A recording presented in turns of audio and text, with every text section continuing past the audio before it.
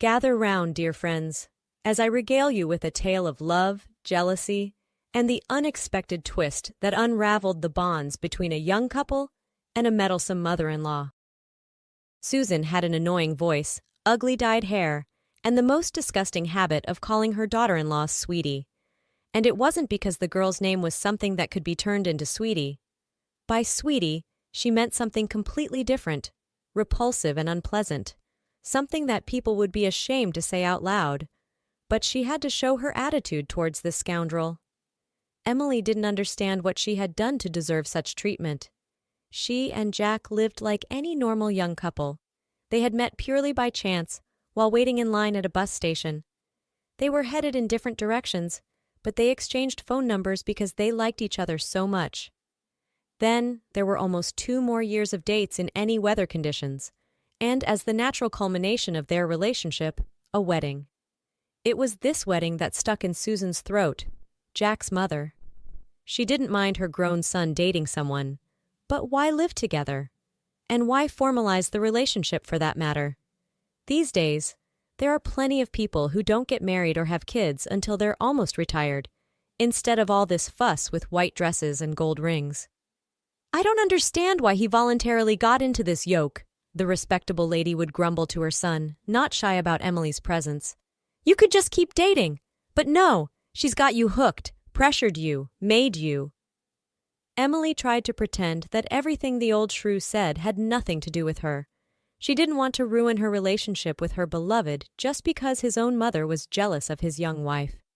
Susan was already quite old, well into her 60s, because she had Jack when she was almost 40, just for herself. Sometimes the young woman was tempted to ask if Jack growing up without a father was the result of some guy not wanting to tie the knot. But for obvious reasons, the girl kept quiet like a partisan. The problem started almost from the day the newlyweds moved into their rented apartment after the wedding. The brand-new mother-in-law insisted that Emily and Jack live with her in her 2-bedroom apartment, so to speak, under her watchful eye. But the young wife firmly refused such happiness, and Jack had no choice but to follow her to the rental. The one thing his mother could get her way on was the location of the apartment. They were now almost neighbors, just a couple of blocks away from Susan. But Emily had to come to terms with this, so as not to start her married life with a huge scandal. So the elderly woman would come over every day like she was going to work, constantly criticizing and criticizing. Emily didn't cook her son good enough food, the mac and cheese wasn't creamy enough, and the chicken nuggets weren't crispy enough apparently. On top of the cooking woes, Emily wasn't exactly Martha Stewart. She didn't bother ironing the sheets. Who even irons sheets anymore? And the new washing machine seemed to confuse her. And as for Emily's cleaning, there was nothing good to be said.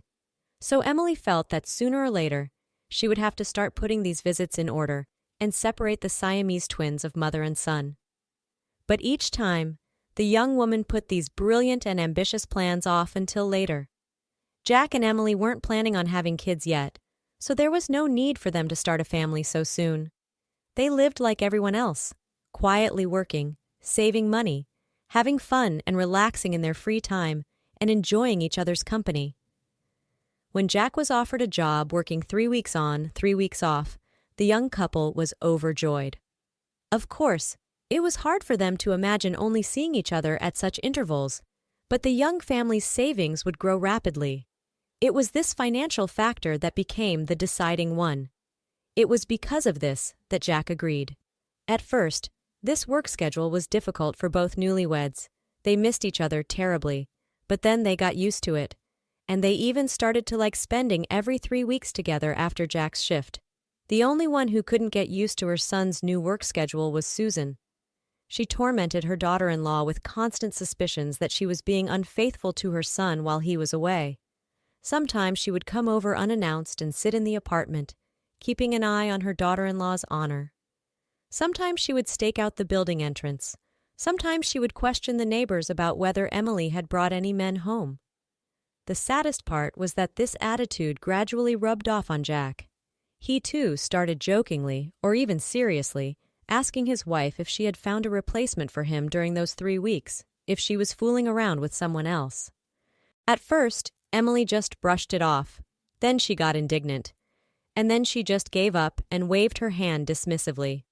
She understood that Jack wasn't asking these questions himself. It was his mother egging him on. Jack's next departure for his shift was marked by his wife's anxious questions about whether she was planning to bring a lover over as soon as her lawful husband walked out the door. Even the usually patient wife flared up and showed Jack just how sick of this topic she was. In response, her husband just gave her a conciliatory kiss on the cheek and ran off to his truck. He had a long road ahead of him. 2 days passed perfectly, but on the third day, Emily found her mother-in-law in her apartment.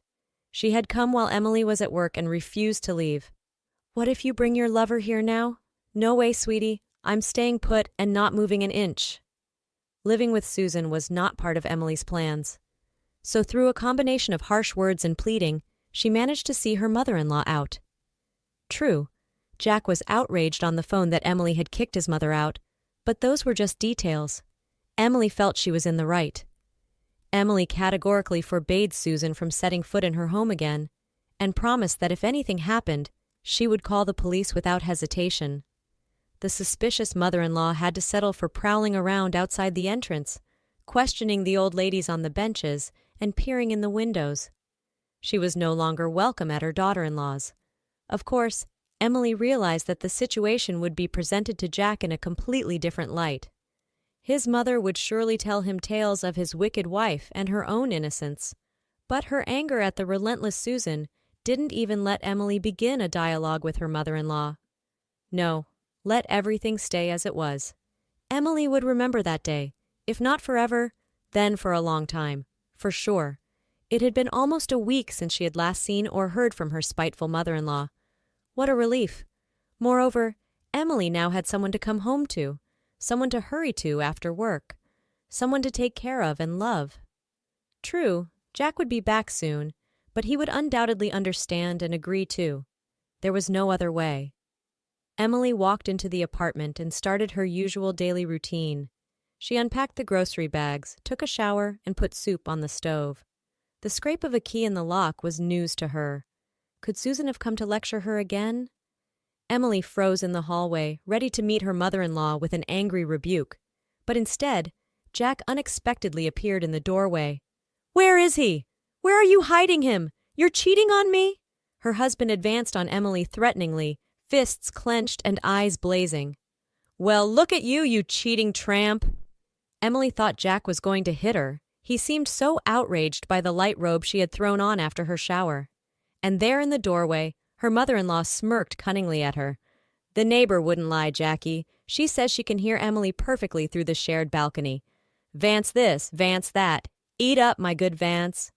"She's definitely hiding someone." I welcomed a snake into my bosom. Jack rushed into the bedroom, and Emily was dumbfounded at what this man she called her beloved husband was doing.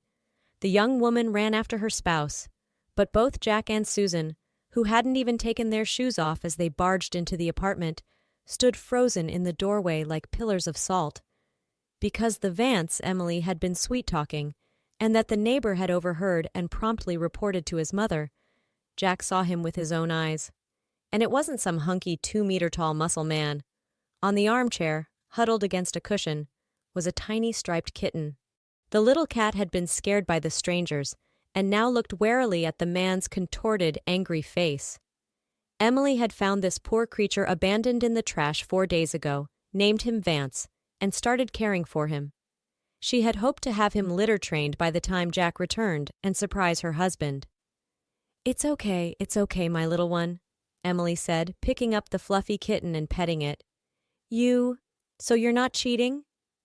Jack seemed to come back down to earth and now looked like any ordinary man who had desperately missed his wife during their forced separation. "I thought, well, come here." Jack opened his arms for an embrace, but Emily didn't move. "Well, what's wrong, baby?" Jack looked puzzled. Instead of hugging her husband, Emily, under her mother-in-law's piercing gaze, briskly started packing her things. She stuffed clothes into a bag, took Vance under her arm, and headed for the door. "What are you doing?" Jack wailed. "You're leaving because of this cat?" At the doorway, Emily turned back. Not because of the cat, but because of a husband who still hasn't grown out of short pants and learned to think for himself. Let your mommy wait for you after your shifts from now on. Vance won't cheat or bring lovers home. Emily closed the door firmly behind her and strode confidently into her new life.